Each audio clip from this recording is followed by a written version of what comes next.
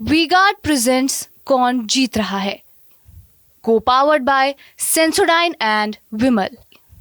बोलो जुबां केसरी। मोदी 3.0 ने कामकाज संभाल लिया है। पोर्टफोलियो बांटा जा चुका है, अलग अलग मंत्रियों को उनका मंत्रालय दिया जा चुका है। जो 4 प्रमुख मंत्रालय हैं वो बीजेपी ने अपने पास रखे हैं। एनडीए तीसरी बार सरकार बना चुकी है और सरकार अब सुचारू रूप से गति पकड़ ली है, सरकार कामकाज करना शुरू कर दी है। लेकिन ये तो ही सरकार की बात। जो सबसे महत्वपूर्ण बात है इस पूरे लोकसभा चुनाव में, प्रधानमंत्री नरेंद्र मोदी के जीत की मार्जिन पर सबसे ज्यादा सवाल खड़ा किया गया। अब जबकि 18 जून को प्रधानमंत्री बनारस के लोगों को धन्यवाद देने आ रहे हैं, तो एक बार फिर से ये सवाल खड़ा हो रहा है कि क्या वाकई प्रधानमंत्री जी को 1,52,000 वोटों से ही जीतना चाहिए था।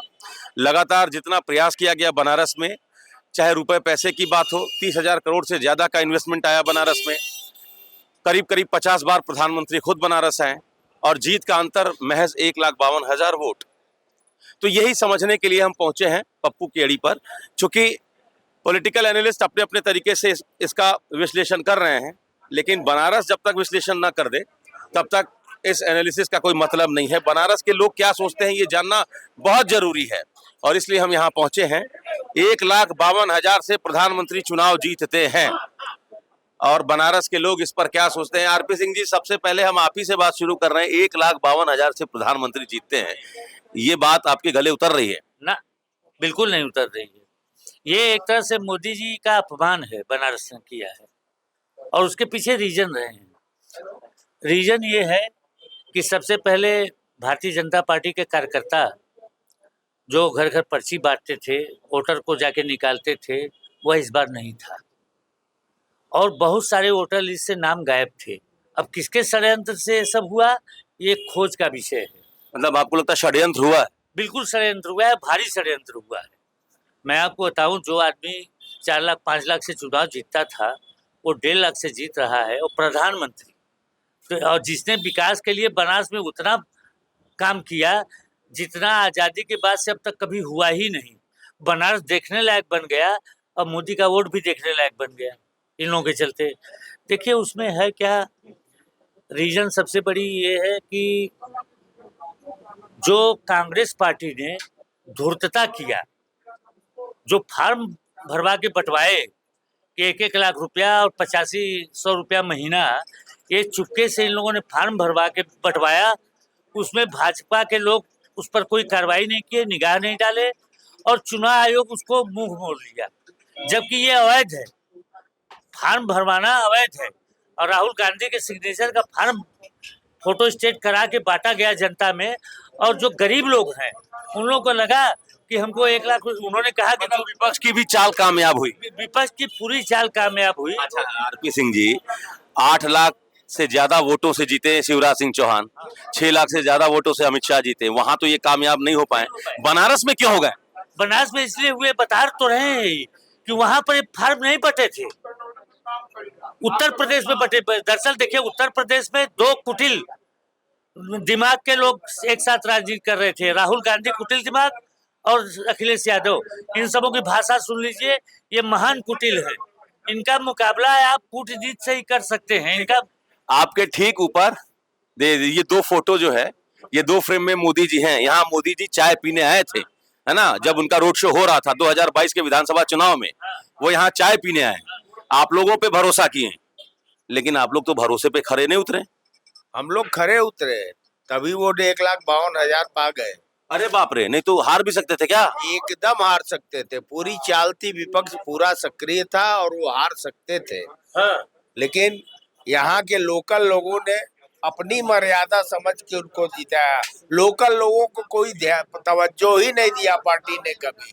हमेशा यहाँ पे बाहरी लोगों को थोप के, इसका असर बहुत बड़ा गया है।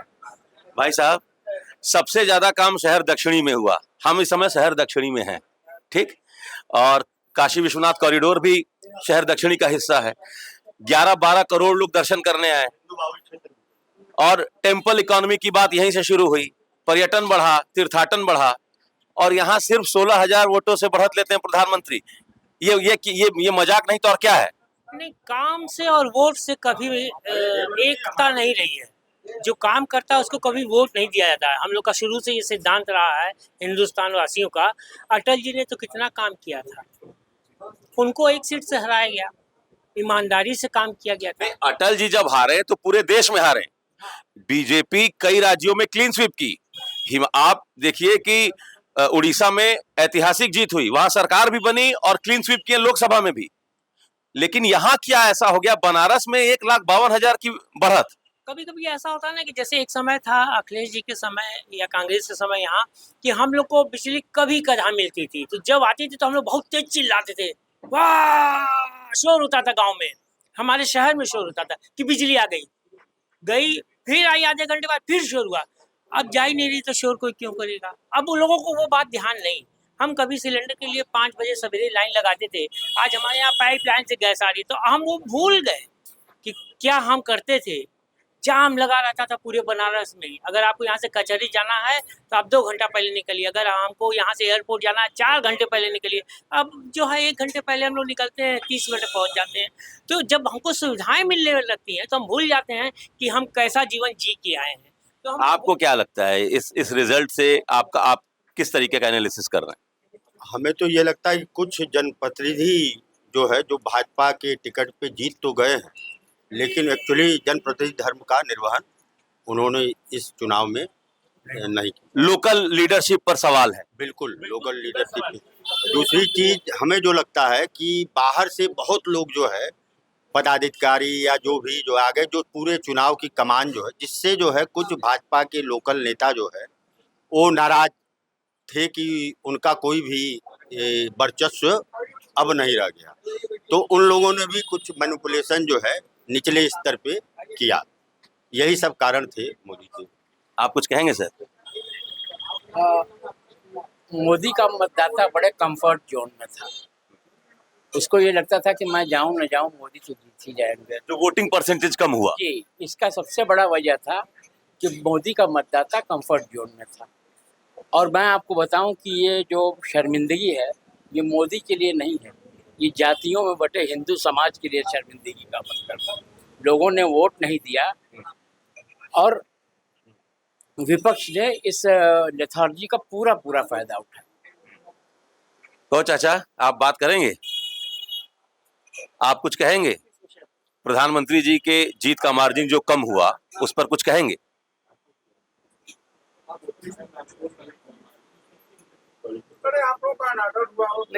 लेकिन आप इस चीज को क्यों आप इकट्ठा कर रहे हैं? नहीं, 18 को प्रधानमंत्री जी आ रहे हैं आप लोगों को धन्यवाद देने के लिए। हाँ, तो धन्यवाद लेंगे हम लोग, क्योंकि हम लोग मतदाता हैं तो धन्यवाद तो लेंगे। तो इसमें कोई मतलब बड़ी बात नहीं, ये होते रहता है। हाँ, ये तो है ही है, प्रजातंत्र है। क्या भाई साहब? वो चलता रहेगा अगले बाजी। जब कुछ लोगों ने ये सोचा कि हम जाएंगे या नहीं जाएंगे, आएगा वही। हाँ, तो इसलिए बहुत से मतदाता नहीं भी घर से निकले। ये इतना आसान है क्या? नहीं, इसमें कोई दो राय नहीं है, काम हुआ है, इसमें कोई दो राय नहीं है, लेकिन मार्जिन इतनी कम हुई, इस पर प्रश्न चिन्ह उठता है। अरे थोड़ा विपक्ष को भी सांस लेने का मौका दिया है मोदी जी ने, वरना और क्या। कल क्रिकेट मैच में पाकिस्तान से जीत बहुत कम मार्जिन पे हुई थी, तो लेकिन जीत तो जीत है। जीत तो जीत है। अच्छा, ये कुछ लोग कह रहे हैं कि जीत तो जीत है, 1 वोट से भी मोदी जी जीत जाते तो जीत जाते हैं। ये ठीक लगता है आपको क्या? नहीं, ठीक तो नहीं है। अगर आप किसी के लिए कार्य करें और वोट न मिले तो वो ठीक नहीं है। और हमको नहीं लगता है कि जनता विकास के नाम पे वोट करी है इस बार। हाँ, ठीक है कि हर जगह भारतीय जनता पार्टी को वोट कम नहीं मिला है, वोट शेयर अधिक है, बट रूरल बेल्ट में वो फिर से जातिवाद हावी हो गया।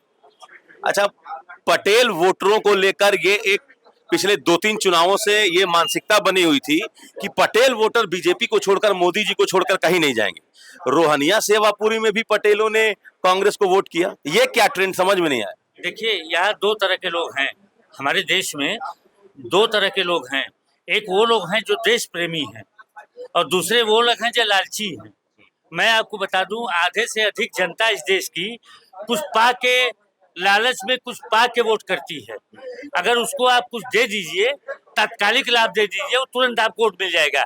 आज भी गांव में स्थिति ये है कि शराब की बोतल, साड़ी और नगद पैसा भुगतान करके पार्टियां वोट लेती हैं। आंखों देखी मैं खबर बता रहा हूं। मुझे ये बताइए कि लोकल लीडरशिप पर ज्यादा सवाल है कि विपक्ष पर ज्यादा सवाल है? देखिए, लोकल लीडरशिप पर ज्यादा सवाल है। भाजपा के जो नेता हैं, ये हमारे विचार से पूरी कमेटियां भंग करके इन सबको निकाल बाहर कर देना चाहिए और नौजवानों को आगे करना चाहिए। ये लोग क्या करते थे, मैं आपको बता दूं, ये लोग अपने रुआब को बढ़ाने के लिए वो गणेश परिक्रमा करते थे। जो मोदी जब आते थे तो अपने अपने खास लोगों को ले जाके मोदी से मिलवाते थे, और आम प्रशंसक जो जनता जिनको मोदी से मिलना चाहिए उनको मोदी से नहीं मिलने दिया जाता था। किसी को लाभ नहीं, सामान तमाम आए, प्रचार सामग्री सबके सब घरों में कैद हो गई, कोई प्रचार सामग्री नहीं बटी जनता के बीच में। मैं आपको बता दूं, भाजपा के जितने नेता हैं बनारस के सारे नक्कारे हैं। इन लोगों को तत्काल उनके पद से हटा देना चाहिए। तो चाचा, आप कुछ कहेंगे? 1,52,000 से जो प्रधानमंत्री जीते हैं, इस पर आप कुछ कहेंगे? हमको क्या कहना है, मोदी योगी जिंदाबाद जिंदाबाद जिंदाबाद। चलिए, तो एक आखिरी कमेंट हम लेंगे। मनोज जी, आपसे हम इसलिए बात कर रहे हैं क्योंकि प्रधानमंत्री जी कभी लोगों को चाय पिलाते थे, आपने उनको यही चाय पिलाई, और वो अब तक बनारस में अब तक के सबसे कम वोटों से चुनाव जीते। आप क्या कहेंगे इस पर? अरे कहाँ कम वोटों से जीते हैं? 1,52,000 वोट कम हुआ है ना। 1,52,000 सर, 52,000 कहा जाता है। हमने प्रधानमंत्री बने और 1 लाख 1.5 लाख वोट हम लोग जीते हैं, इसको जीत कहती है। इतने लोग, सारे लोग एक साथ मिल गए, हम अकेले खड़ा होकर के सीना तान के इतना वोट लेके जीत के सरकार बनाई। ये निकम्मे लोग, पहले ये लोग सोचिए कि गठबंधन करके वो हम अकेला सीना तान करके जीते हैं, इतनी सीट लाए हैं। मतलब जो मोदी जी कहते थे सदन में एक अकेला सब पर भारी है, अब एक अकेला सब पर भारी है। तो मेरा सिर ऊंचा हुआ है कि मोदी जी को हम लोग जिताए हैं। खैर जो गलती हुई है वो हम लोग स्वीकार करते हैं, लेकिन जो गलती भई है ये बीएलओ और जो वोटर लिस्ट में नाम कटी गई है, इसके वजह से लोकल नेता जो हम लोकल नेता नहीं कहेंगे। जो वोट हम लोग के घर में 15 वोट में से 5 वोट मिला मेरा, और घर में से सबका वोट गायब। हर साल वोट देते थे खुशी से जाकर के, इस बार खोजते रह गए वोट का, मेरा लिस्ट में कहाँ है, कहाँ नहीं आया, सबका नहीं आया। मैं खुद नहीं वोट दिया हूँ, मैं देख लीजिए। बहुत तकलीफ हुआ हमको, इस बार बहुत ज्यादा तकलीफ हुआ कि ऐसा नहीं होना चाहिए। जो आप वोट देना चाहते थे, वोट देना चाहते थे, लेकिन जो विकास के नाम पर हुआ है, मोदी जी को वोट देना चाहिए। जब हम लोग का ये होता है कि हम लोग हिंदू धर्म में आगे बढ़ते हैं, तब तब लोगों को पीछे खींच लेते हैं। ये बहुत कमजोरी हम लोग में है। चलिए, तो मनोज है, प्रधानमंत्री को इन्होंने चाय पिलाई थी। बनारस के लोगों का कहना है कि गलती तो हुई है, लोकल लीडरशिप से लेकर वोटर लिस्ट बनाने तक में गलती हुई है, गलती स्वीकार भी लोग कर रहे हैं। लोगों का ये भी कहना है कि जो स्थानीय नेताओं की जो इकाइयां हैं, चाहे वो काशी क्षेत्र हो, चाहे वो महानगर इकाई हो, चाहे वो जिला कमेटी हो, इनको तत्काल भंग कर देनी चाहिए, युवाओं को मौका देना चाहिए। तो प्रधानमंत्री 18 जून को बनारस आ रहे हैं। तीसरी बार उन्होंने प्रधानमंत्री पद की शपथ ली है। सरकार का गठन हो चुका है, पोर्टफोलियो बढ़ चुका है, कामकाज शुरू हो चुका है। 18 जून को प्रधानमंत्री धन्यवाद देने के लिए बनारस आ रहे हैं। Amit Singh, TV 9 UP, Varanasi. V-Guard presents कौन जीत रहा है, को-पावर्ड बाय सेंसोडाइन एंड विमल। बोलो जुबां केसरी।